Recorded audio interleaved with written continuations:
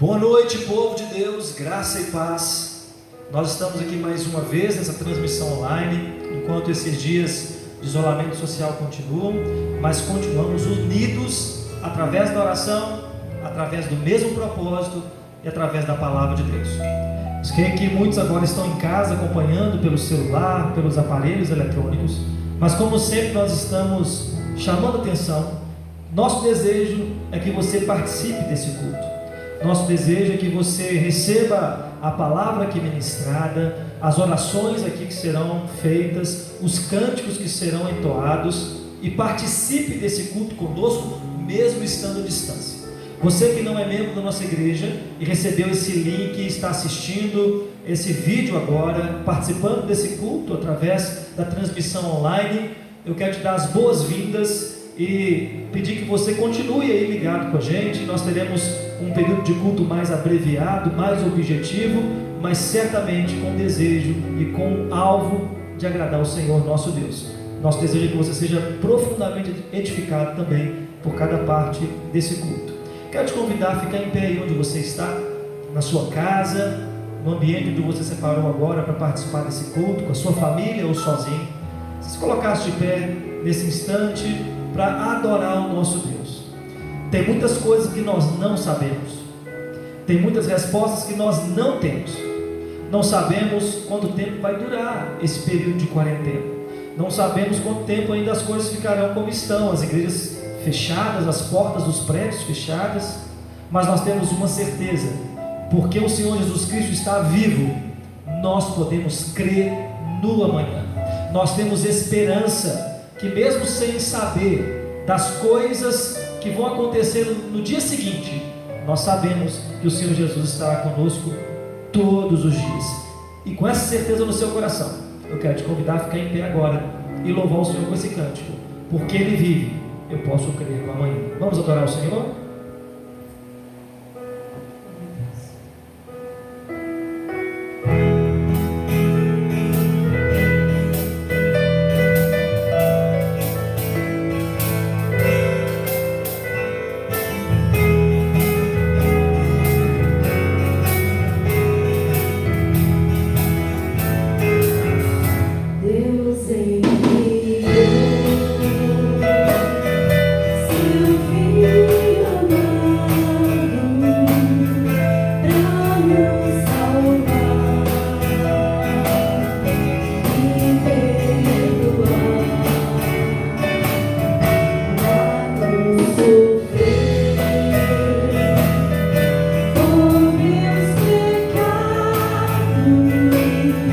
Mas ressurgiu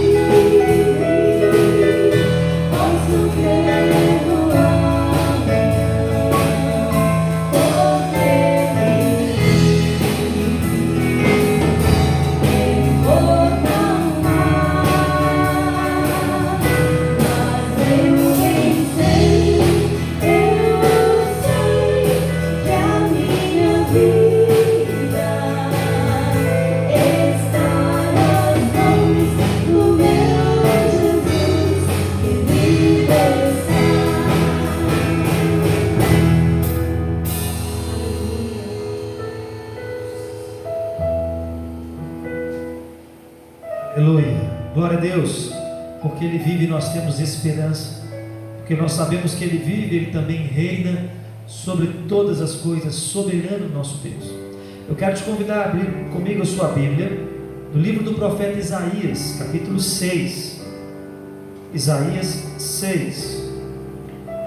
Tempos de crise vêm e vão, governos se levantam e caem, epidemias como essa surgem, assolam as nações, mas também passarão. Mas há algo que jamais passará: o governo, o reinado do nosso Senhor.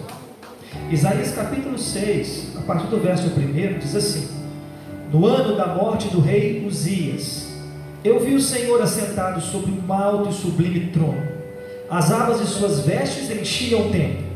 Serafins estavam por cima dele. Cada um tinha 6 asas. Com 2 cobria o rosto, com 2 cobria os seus pés, e com 2 voavam.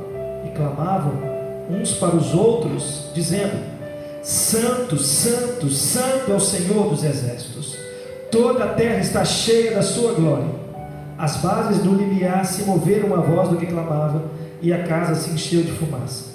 Então disse eu: ai de mim, estou perdido, porque sou homem de lábios impuros.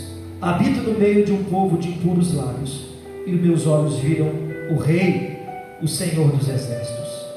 Então um dos serafins voou para mim, trazendo na mão uma brasa viva que tirara do altar com uma tenaz. Com a brasa tocou a minha boca e disse: eis que ela tocou os teus lábios. A tua iniquidade foi tirada e o pecado perdoado. Pois, depois disso, ouvi a voz do Senhor que dizia: a quem enviarei e quem há de ir por nós? Disse eu: eis-me aqui, envia-me a mim. No ano da morte do rei Uzias, Israel já era uma nação dividida. No ano da morte do rei Uzias, a sua morte foi traumática, por um pecado que ele cometeu, fazendo aquilo que não lhe cabia no templo. No ano da morte do rei Uzias, toda a nação ficou suspensa, sem saber o que iria acontecer, sem saber quais seriam os próximos passos. E no meio dessa crise nacional, o profeta Isaías então olha para o alto, e diante de todas as coisas transitórias do mundo que estão diante dos seus olhos, a visão celestial é da estabilidade do trono de Deus. O Senhor continua sentado sobre um alto e sublime trono. O seu reino permanece para sempre. Ele diz: ai de mim, porque eu sou um homem de lábios impuros. Eu habito no meio de um povo de impuros lábios, que faz coisas impuras, como o rei Uzias fez e morreu. E os meus olhos viram o Rei, o verdadeiro Rei, aquele que reina sobre todas as adversidades, sobre todas as coisas. Eu quero dizer para você nessa noite que o seu Deus reina, meu irmão. Eu quero dizer para você nessa noite que nós temos um governo estável, onde nós podemos confiar as nossas vidas nas mãos do nosso Deus. Mas também quero dizer para você que esse Rei soberano é também um Rei misericordioso. E hoje, nessa noite, você pode estar sendo confrontado pelo seu próprio pecado, como Isaías foi. Ele reconheceu diante da visão gloriosa de Deus, desse Deus maravilhoso, o quão pecaminoso nós somos. Mas diante desse Deus glorioso também há misericórdia e perdão. Uma brasa viva purificou os seus lábios, tirada com uma tenaz do altar. E a nossa vida é purificada pelo sangue do Senhor Jesus Cristo. Eu quero te convidar a fechar os seus olhos nessa noite e fazer uma oração de confissão e de entrega a Deus. Talvez o que tem feito com que você peque seja a falta de confiança, seja a murmuração, a impaciência. Deposite isso diante do trono daquele que governa todas as coisas nessa noite e receba dele também, do seu altar, o toque renovador e perdoador do sangue do Senhor Jesus Cristo. Durante alguns instantes, ore silenciosamente, clamando a Deus pelo seu perdão.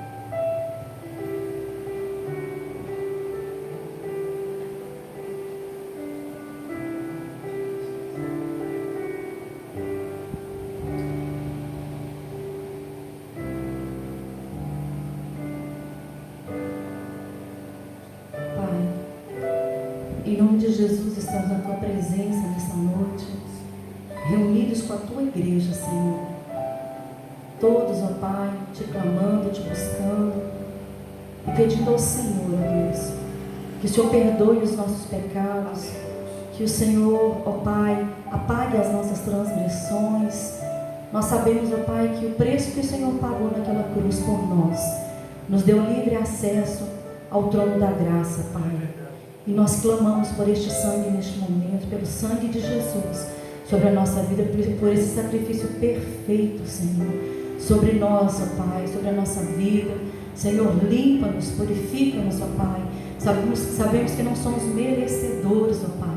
Sabemos, ó Pai, que nós temos iniquidades, temos pecados, e o Senhor, ó Pai, é fiel, e o Senhor é justo, e o Senhor é o único que pode nos purificar. Pedimos ao Senhor, por misericórdia nessa noite, que visita cada um na sua casa agora, que visita a tua igreja, Pai, onde estiver cada um, ó Pai, dos teus filhos, do teu povo. O Senhor possa entrar na casa de cada um agora, Senhor, e ouvir a oração de cada um, ó Pai, que suplica por perdão, por misericórdia, para que o Senhor perdoe os nossos pecados. Senhor, nós entregamos a nossa vida nas tuas mãos e sabemos que o Senhor nos ouve, em nome de Jesus. Obrigado. Amém. Amém. Nós continuamos adorando o nosso Deus porque Ele está sentado em um alto e sublime trono. Ele governa todas as coisas, toda a autoridade está em suas mãos. Nesses dias de reclusão, nesses dias de isolamento social, nós temos repensado muitas formas de como a igreja pode continuar sendo igreja. Você sabe, a igreja não é o prédio, a igreja não é o templo, a igreja é cada cristão que verdadeiramente confiou e creu no Evangelho do Senhor Jesus Cristo e vive esse Evangelho através de uma vida comunitária com o povo de Deus. Então, mesmo isolados socialmente, nós podemos e devemos continuar agindo como igreja de Cristo. Nessa semana nós tivemos a oportunidade de, mesmo à distância, derramar um pouco desse amor de Cristo aos profissionais de saúde. Eu peço que você se lembre sempre de orar por esses homens e mulheres de diversos setores, não somente da saúde, que têm sido expostos a esses trabalhos que os colocam em condições de risco. Nós podemos continuar sendo igreja, mesmo sem nos reunir momentaneamente nesse período que nós estamos vivendo. E também continuamos sendo igreja, cumprindo os nossos compromissos financeiros. Por isso nós queremos agradecer a Deus pela vida daqueles irmãos que já estão se mobilizando para continuar contribuindo com a obra de Deus financeiramente. Alguns já vieram aqui na quarta-feira, outros vão procurar os depósitos bancários. O número da nossa conta para depósito está nos nossos grupos, está nas nossas redes sociais. Se você tiver interesse de ofertar ou devolver os seus dízimos por esse meio do depósito ou transferência bancária, você pode procurar um dos nossos oficiais e você será devidamente instruído. Você pode procurar os oficiais que moram perto de você, entrar em contato com o nosso tesoureiro ou vir aqui nas quartas-feiras, de 8 às 9 horas, onde teremos aqui oficiais escalados para receber você, orar com você e receber essa oferta, esse dízimo, que certamente será abençoador para a vida da nossa igreja. A carta de Paulo, a segunda carta de Paulo aos Coríntios, no capítulo 8, versículo 4, fala desses irmãos que pediram com muitos rogos a graça de participarem da assistência dos santos.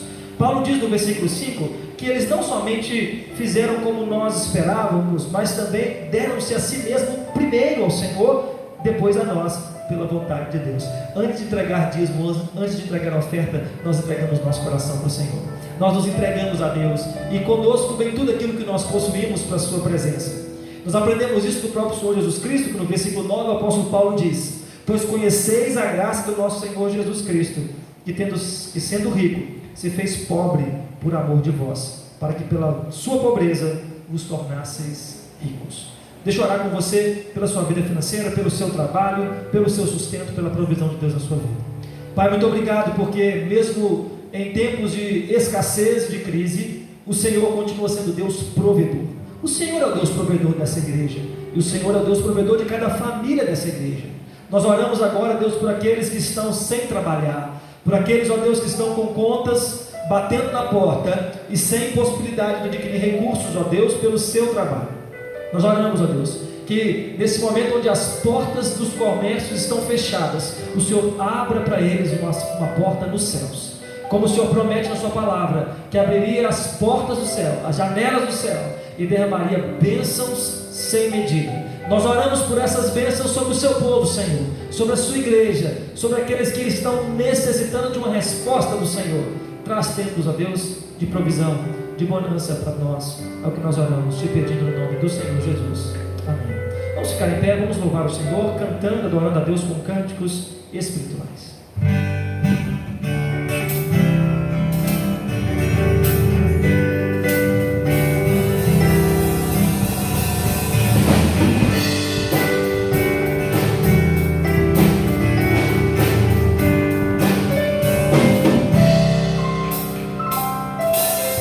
Sobre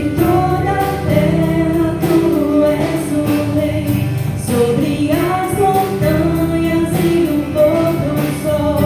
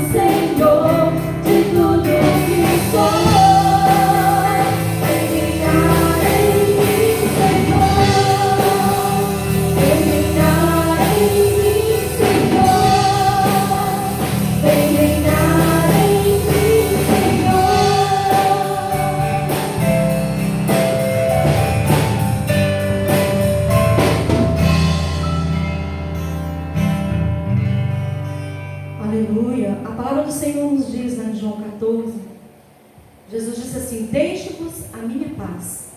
A minha paz eu vou lhe dou, e não vou lhe dou como o mundo dá. Amém? Nós sentimos paz em nosso coração, independente do que está acontecendo aí. Já enfrentamos coisas às vezes piores na família, às vezes doenças, às vezes são tantas coisas que nós enfrentamos, também a respeito do que está aí hoje, mas nada tira a nossa paz.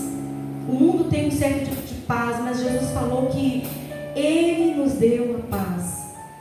Ele nos deixa a sua paz. Então, meu irmão, enfrenta tudo o que tiver que enfrentar com a paz de Cristo no coração. Amém? Não esmorece, não abaixa a cabeça, não deixa, como diz o ditado, não da peteca cair. Mas vamos seguir com Cristo e com a paz no nosso coração. Amém? Nós vamos cantar este louvor que diz exatamente sobre isso.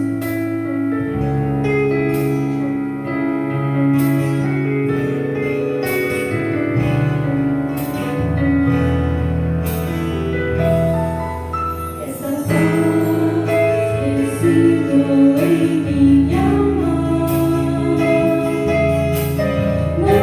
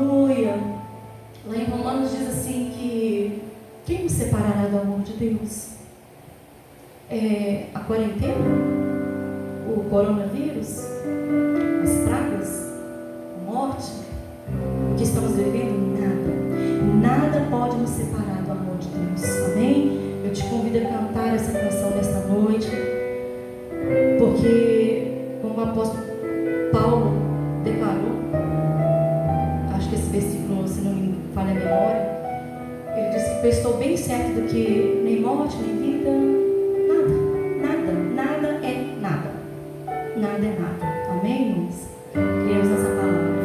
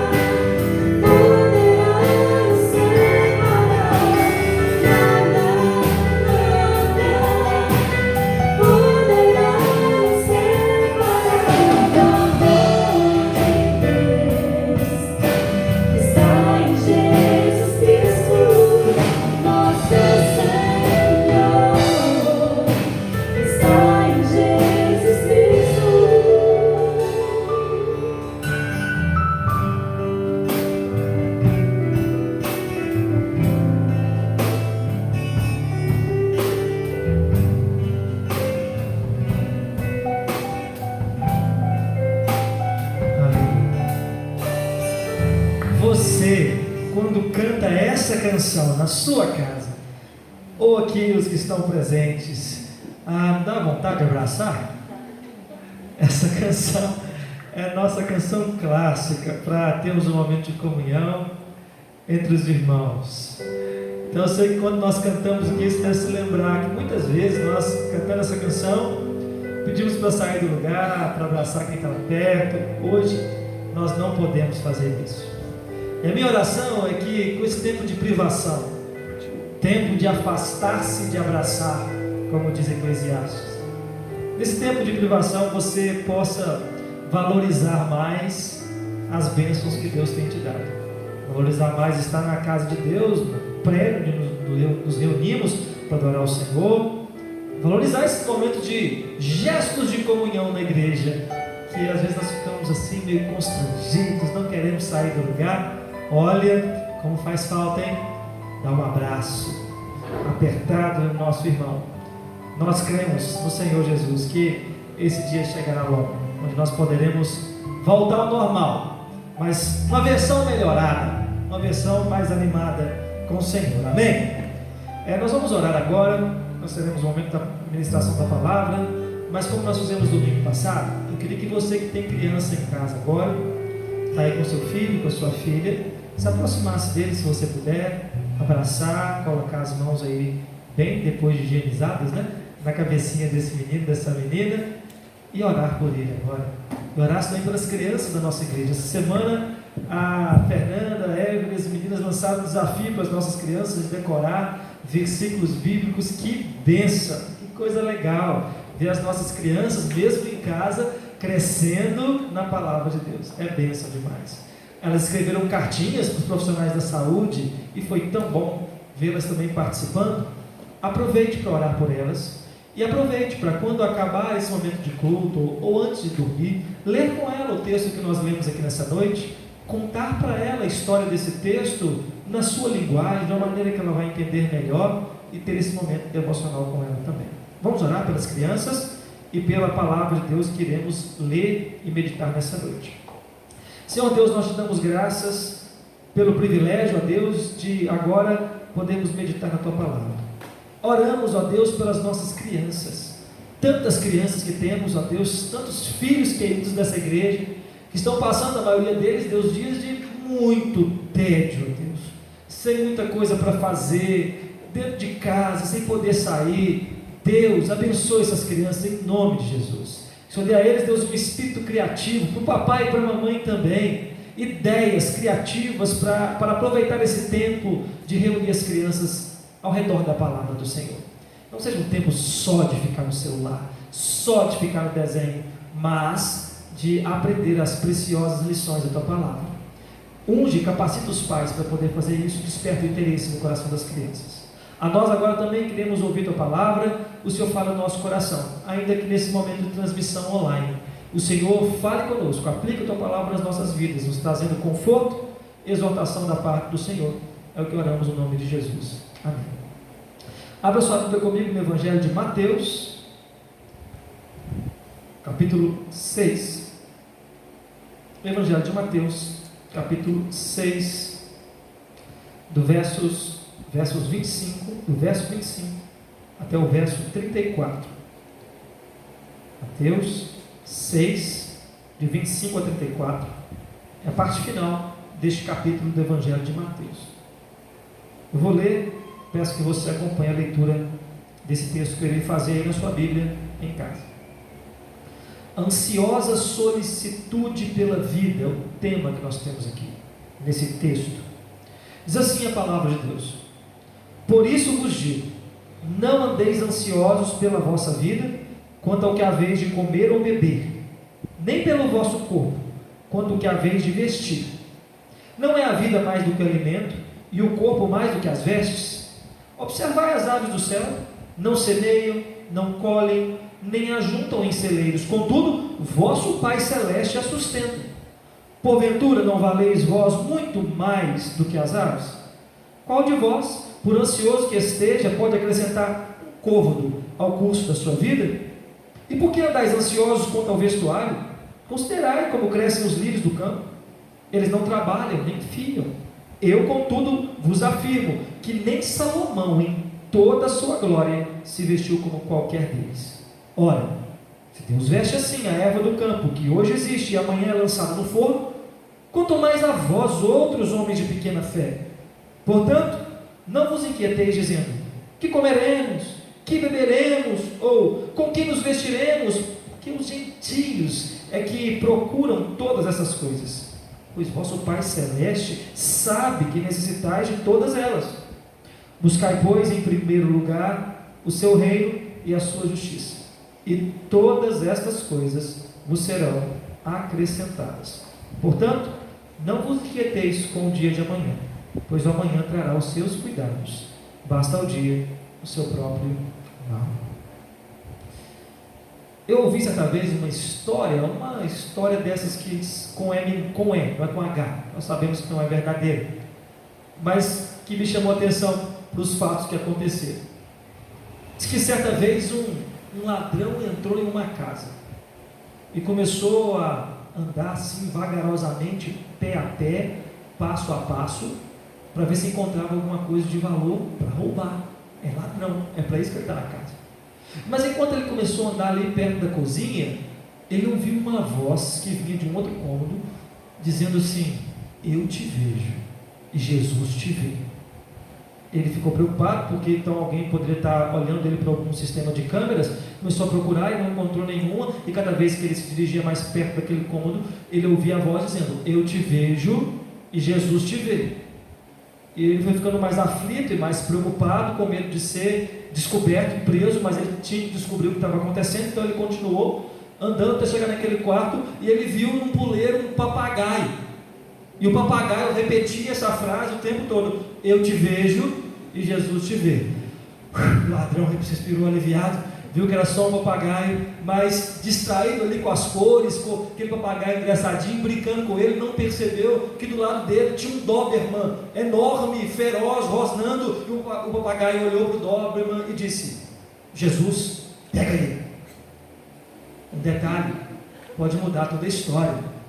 Um simples elemento pode causar nossa ruína.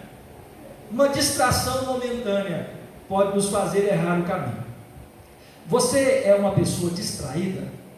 Você consegue observar todos os elementos que estão à sua volta? Você é uma pessoa atenciosa? Você é daqueles que passam uma vez por um caminho e pode voltar lá mais 10, 15 vezes, que você sabe chegar no mesmo lugar? Ou você é como o pastor Eduardo, que dá glória a Deus todo dia, porque nasceu na época do GPS? Que coisa boa! A gente consegue se localizar. A distração pode ser algo engraçado às vezes, divertido. Uma pessoa distraída, uma pessoa que não consegue prestar muita atenção, mas às vezes a distração pode custar muito caro. Se você é motorista pela cidade de Belo Horizonte, em dias que as ruas estão tão vazias e em vias que tem tanto radar, se você for distraído, eu sei que o correio vai entregar para você uma correspondência que você não vai gostar de receber. A distração pode custar a nossa vida. Em determinadas situações pode ser muito, muito perigoso. Por isso nós recomendamos atenção em todo tempo, em todo momento. Estar com os olhos atentos e com foco bem ajustado. O que esse texto de Mateus, aqui no capítulo 6, nos ensina e nos ajuda, é viver uma vida focado, observando aquilo que realmente importa. Em dias onde nós estamos presos em casa, a maioria, limitados nas nossas tarefas, nas coisas que podemos e queremos fazer, é muito fácil e muito comum nós nos tornarmos pessoas distraídas por causa da ansiedade. Hoje pela manhã eu tive a oportunidade de pregar em também um culto de transmissão online e falar desse tema, ansiedade, só que no texto de Lucas, capítulo 10, 38 a 42, e muitas coisas que Lucas fala nesse texto podem também ser aplicadas aqui em Mateus 6, de 25 a 34. O que eu quero propor para você nessa noite, e que nós queremos aprender nessa mensagem, é que com o foco correto na providência de Deus, nós podemos vencer as distrações dessa vida. Com o foco correto e ajustado na providência de Deus, nós podemos desviar o nosso olhar dos cuidados desse mundo e confiar as nossas necessidades ao soberano Deus que cuida de todo o universo, o nosso Senhor. Nós iremos ver isso de 3 formas. Você pode ajustar o seu foco pelas lentes da palavra de Deus de 3 modos na sua vida. Você ajusta o foco pela sua visão, você ajusta o foco da sua devoção e você ajusta o foco do alcance das suas mãos. A minha proposta para você nessa noite é meditar sobre esses 3 pontos. Ajuste o foco da sua visão, ajuste o foco da sua devoção e ajuste o foco do que está ao alcance das suas mãos. O texto começa dizendo: por isso vos digo, não andeis ansiosos. Por isso, tudo que Jesus falou no capítulo 6, acerca do jejum, acerca dos senhores, acerca da luz das trevas, do verdadeiro tesouro, a oração, como ela deve ser feita, depois de falar sobre tudo isso, Jesus está concluindo essa mensagem dizendo: por isso eu vos digo, não andeis ansiosos de coisa alguma, porque Jesus sabe que nós somos tendencialmente fáceis, propensos a viver em ansiedade. Agora, nesses dias que você está dentro de casa, a ansiedade não bateu no seu coração, não? Porque você acorda e, como disse uma frase que eu vi no Instagram, você está igual frango de granja, né? Apaga a luz, você dorme, acende a luz, você come. É assim o dia inteiro. É comer, dormir, limpar a casa, comer, dormir, arrumar uma coisa, comer, dormir, ir na rua comprar porque a comida acabou. É assim. E essa rotina tão fechada, tão enclausurada, pode nos levar a grandes ansiedades.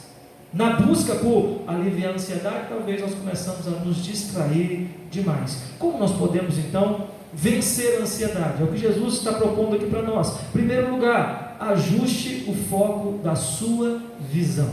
Você já percebeu, você consegue perceber que existem pessoas que, apesar de professarem serem cristãs, vivem como se de fato nunca tivessem conhecido a Jesus? Tem um comportamento, um estilo de vida, uma maneira de viver que não tem nada a ver com Jesus e com a fé do Evangelho que nós ouvimos. Certamente você já observou isso alguma vez, se não, até mesmo em você algumas vezes. Por que isso acontece? Isso acontece porque muitas vezes a nossa confissão é diferente da nossa visão. Aquilo que nós falamos que somos é diferente da maneira como nós enxergamos o mundo e enxergamos a vida. Você quer saber como é a maneira que você enxerga a vida? Olha para esse texto. O Senhor Jesus aqui nos conduz através de 5 perguntas existenciais, 5 perguntas profundas para o nosso coração, que são para nós como um diagnóstico, um mapeamento do nosso coração quanto à maneira que nós enxergamos a vida. Nós vamos ver isso em 5 versículos diferentes. No versículo 25, a pergunta é: o que é a vida para você? O que é a vida para você? Olha o que Jesus pergunta no final do verso 25: não é a vida mais do que o alimento e o corpo mais do que as vestes? Jesus está fazendo perguntas retóricas aqui. Ele já traz uma resposta embutida na pergunta. É claro, a vida é mais do que o alimento, a vida é mais do que as vestes. Mas traga a pergunta agora para o recôndito do seu coração: o que é a vida para você? O que a vida significa para você? O que se for tirado de você, a sua vida acaba? Em que a sua vida se resume? O que é importante, mais importante para você na vida? E a resposta sintomática que nós damos é Deus. Será mesmo? Já contei esse exemplo aqui algumas vezes. Eu tenho tentado, tenho criança em casa, controlá-las nesses dias aí para não ficar vendo desenho o tempo todo na TV, fazer alguma brincadeira, ler alguma história, entreter de alguma forma. E a Júlia outro dia pedindo para ver desenho. Eu falei: Júlia, chega, sua vida não é desenho. Aí ela guardou aquela frase. Depois de alguns momentos ela começou a trazer brinquedo para a sala, jogar boneca para um lado e carrinho para o outro, e aquela bagunça toda. Eu falei: Júlia, mas que bagunça aqui na sala. Ela: pai, eu estou brincando porque minha vida não é desenho. Aprendeu a lição. Em que se resume a sua vida? Você irá perceber isso pelas coisas que você mais faz, pelas coisas que você mais dedica tempo. A segunda pergunta, no versículo 26, também é uma pergunta existencial para ver como você enxerga a vida, é: o que agrega valor na sua vida?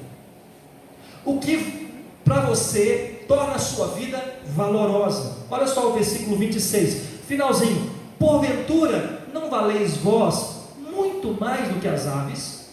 Jesus falou no início do versículo: observar as aves, elas não semeiam, não colhem, não têm celeiros, e o Senhor Deus cuida delas. Agora olhe para você: você não vale muito mais do que as aves? A resposta do Senhor é: sim, você vale. Você tem esse valor que Deus atribui a você.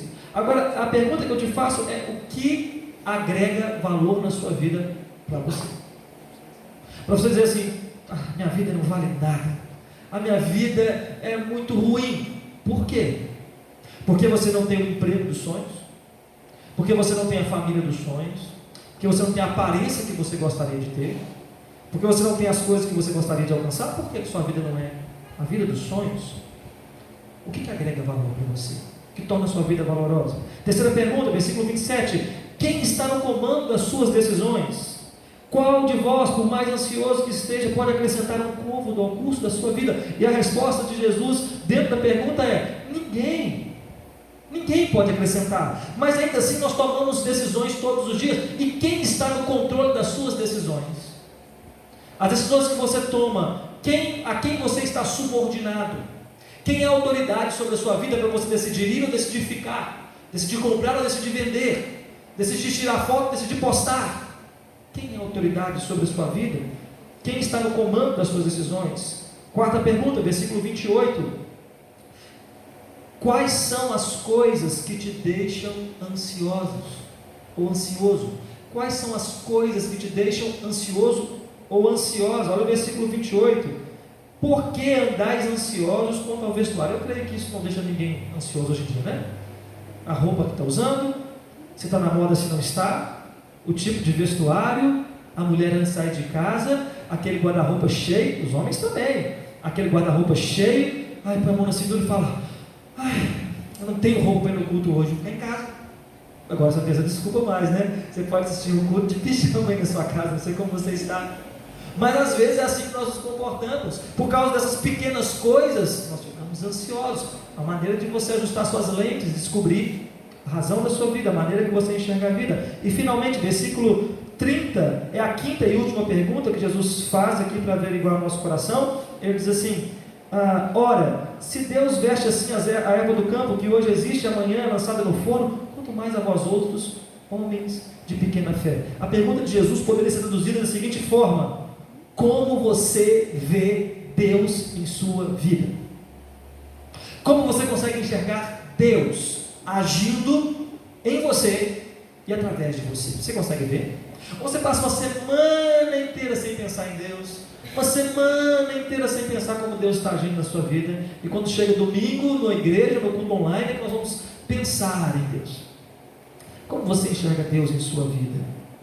A maneira como nós enxergamos o mundo nos mostra o foco que nós temos para a nossa vida.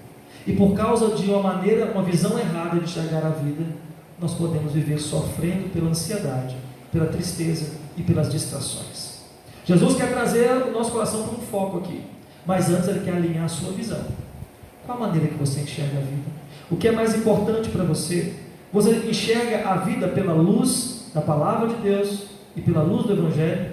Isso é tão importante que nos versículos 22 e 23 desse mesmo capítulo 6, Jesus usa aqui uma expressão, um dito, que se torna muito importante para nós no entendimento do que ele está dizendo aqui no final do capítulo 6. No versos 22 e 23, olha o que Jesus afirma: são os olhos a lâmpada do corpo. Se os teus olhos forem bons, todo o teu corpo será luminoso. Se porém os teus olhos forem maus, todo o teu corpo estará em trevas. Portanto, acaso a luz que há em ti sejam trevas, que grandes trevas serão. Muitas vezes a nossa ansiedade, a nossa tristeza, a nossa frustração, a nossa distração nessa vida acontece porque os nossos olhos não são bons. Nossos olhos não estão focados da maneira correta, na visão correta da palavra de Deus para a nossa vida. Eu te convido nessa noite a caminhar comigo nesse foco, no foco da sua visão e no foco da sua devoção. No versículo 31, o Senhor Jesus faz uma afirmação. No versículo 32, o Senhor Jesus faz uma afirmação muito importante, muito severa. Olha o que ele diz no versículo 32: porque os gentios é que procuram todas essas coisas, pois vosso Pai Celeste sabe que necessitais de todas elas. Ele está se referindo às perguntas do verso 31: que comeremos, que beberemos, com que nos vestiremos. E aqui Jesus faz algo muito sério. Ele diz: os gentios é que procuram essas coisas. Meus irmãos, então nós temos que refletir sobre isso. Se preocupar com essas coisas é coisa de gentio, eu acho que nós estamos meio gentio por aí, então não. Ou você não se preocupa com o que você vai comer. Nesses dias de crise, onde nós ficamos com medo dos supermercados não terem provisão, Ninguém que pensou, será que vai acabar?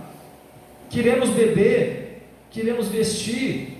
Essas preocupações passam pela nossa cabeça. São preocupações naturais. O que Jesus está falando aqui é algo que vai além do natural. A palavra que Jesus usa no versículo 32, porque os gentios procuram essas coisas, tem um significado mais profundo dentro da língua grega. Significa investigar, inquirir, procurar diligentemente, obstinadamente. O que Jesus está dizendo é que, na visão do mundo, do gentio, comer, beber e se vestir é o que há de mais importante e significativo na vida. Isso é um resumo, meus irmãos, das coisas transitórias dessa vida, das coisas que passam, dos cuidados desse mundo. São os gentios, são quem não tem Deus, é quem vive focados nelas. Mas o versículo 33 diz: buscai, pois, em primeiro lugar, o seu reino e a sua justiça, e todas as coisas vos serão acrescentadas. Um versículo, duas linhas, uma condição e uma recompensa. Buscai, pois, em primeiro lugar o seu reino e a sua justiça, e todas as outras coisas vos serão acrescentadas. O que significa isso? Buscar o reino de Deus. O reino de Deus é o governo de Deus sobre todas as coisas, é a soberania dele em tudo que existe, é o seu governo e a sua glória.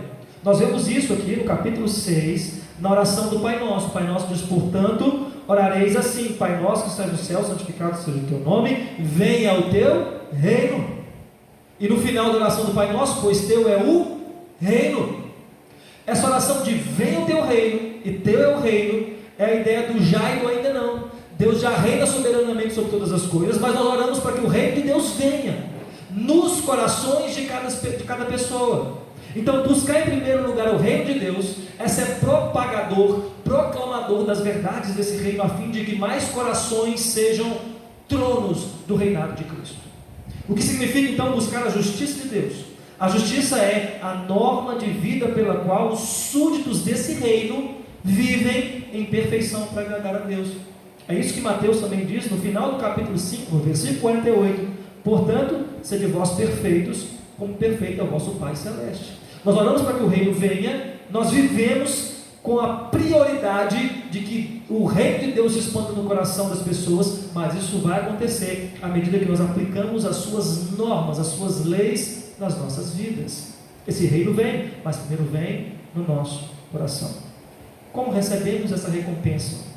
Jesus nos está falando aqui que você deve então parar de trabalhar, deve então parar de pagar suas contas, que ele vai enviar o anjo Sedex para pagar suas contas lá nos boletos. O anjo dos boletos não existe, tá bom? Você tem que trabalhar. O que Jesus está falando é que todas estas coisas vos serão acrescentadas. Não é todas as coisas, não é tudo que você quer, é tudo aquilo que você necessita. E não só necessita para a sua sobrevivência, mas necessita para aquilo que para Jesus deve ser a prioridade da sua vida: buscar o seu reino e a sua justiça. A oração do Pai Nosso fala isso. A oração do Pai Nosso começa falando do reino, do santificar o nome de Deus, da vontade de Deus ser feita, de livrar do mal, e todos os outros pedidos depois é para que nós tenhamos condições de fazer isso. Ter comida, ter roupa, ser livre do mal, são as condições que nós necessitamos para que o reino de Deus venha. Esse é o foco da nossa devoção. Gentios são devotados às coisas desse mundo transitórias. Cristãos verdadeiros são devotados em fazer que o reino de Deus se expanda e que a sua lei seja obedecida. Finalmente, ajuste o foco da sua visão, ajuste o foco da sua devoção e ajuste o foco do alcance das suas mãos. Porque é isso que diz o versículo 34. Portanto, não vos inquieteis com o dia de amanhã, pois o amanhã trará os seus cuidados, basta o dia do seu próprio mal. Eu gostei de um filme que eu assisti, comecei a assistir na casa da Sâmia, com a família lá do Manassés, e terminei de assistir aqui em casa, A Ponte dos Espiões. Eu recomendo, é um bom filme. A história de um agente, um espião russo que é preso aqui na época da Guerra Fria nos Estados Unidos, e ele tem um advogado enviado, sustentado pelo governo para que ele tivesse um julgamento justo. E esse advogado então faz para ele algumas perguntas e fala para ele: olha, o seu crime é grave e muito provavelmente você irá ter a pena de morte. E ele fica muito tranquilo, continua limpando o seu óculos. Então o advogado pergunta: eu acabei de falar que você vai ter pena de morte, isso não te preocupa? E a resposta dele é: ajudaria alguma coisa? Isso ajudaria? A nossa preocupação não ajuda em nada. A nossa ansiedade não contribui em nada. Não altera um côvado da nossa vida. O foco nas coisas que estão além do nosso alcance só produzem uma ansiedade pecaminosa. É isso que Jesus está dizendo aqui. Ajuste o foco do alcance das suas mãos. O amanhã está longe do seu alcance. O que está diante de você é o hoje. Eu gosto muito da tradução da NIV desse versículo, porque no final aqui, basta o seu dia, o seu próprio mal. Na versão NIV diz assim: o hoje já tem problemas suficientes por si mesmo. Eu gostei muito dessa tradução, porque a verdade que está dizendo aqui é o seguinte: para que você está procurando problema amanhã? Hoje não tem suficiente, não? Hoje já tem problema demais. Não fique procurando problemas amanhã. Amanhã trará o seu cuidado. Você precisa focar no que você pode fazer hoje. Se você errou no passado, se você caminhou errado no passado, foque no que você pode fazer hoje. Se o futuro parece sombrio e ameaçador, foque no que você pode fazer hoje. Hebreus 3:13 diz: pelo contrário, exortai-vos mutuamente cada dia durante o tempo que se chama hoje. Salmo 118:24 diz: este é o dia, hoje, que o Senhor fez, alegremos e regozijemo-nos nele. Josué 24:15 diz: porém, se vos parece mal servir ao Senhor, escolhei hoje a quem sirvais. Hoje é o dia da decisão, hoje é o dia da transformação, hoje é o dia de ajustar o foco daquilo que está diante de você e pode mudar, transformar a sua vida, sem se dispersar com ansiedade de coisas que ainda estão por vir. Eu quero concluir trazendo um pensamento para você. Talvez hoje está sendo um dia difícil. Talvez hoje para você não está sendo um dia nada fácil. Talvez esses últimos dias para você tenham sido dias de grande tribulação. Eu convido você a ajustar o seu foco nessa noite e olhar para onde você encontrará, hoje mesmo, renovo para a sua esperança. Em Lucas capítulo 4, versículo 18 e 21, fala que o Senhor Jesus entrou na sinagoga, pegou o rolo do livro que estava do profeta Isaías, a leitura daquele dia, leu aquela profecia, e foi da seguinte forma que Lucas nos narra: o Espírito do Senhor está sobre mim, pelo que me ungiu para evangelizar os pobres, enviou-me para proclamar libertação aos cativos e restauração da vista aos cegos, para pôr em liberdade os oprimidos e apregoar o ano aceitável do Senhor. Tendo fechado o livro, devolveu ao assistente e assentou-se, e todos da sinagoga tinham os olhos fitos nele. Então passou Jesus a dizer-lhes: hoje se cumpriu as Escrituras que acabais de ouvir. Hoje o Senhor Jesus é o mesmo e o será para sempre. Que hoje a sua paz, a sua esperança e a sua providência tragam segurança para você e confiança. Feche seus olhos, vamos orar. Pai bendito, obrigado porque nós temos segurança em Ti e provisão no Senhor Jesus Cristo. Muitas coisas roubam a nossa atenção, trazem ansiedade, dispersam o nosso coração, mas nessa noite queremos focar na cruz do Senhor Jesus Cristo. Todas as vezes que o nosso coração se sentir atribulado e ansioso, que o nosso foco volte para o Senhor Jesus, porque hoje mesmo aquilo que se cumpriu naqueles dias vale para nós. Ele é a nossa esperança.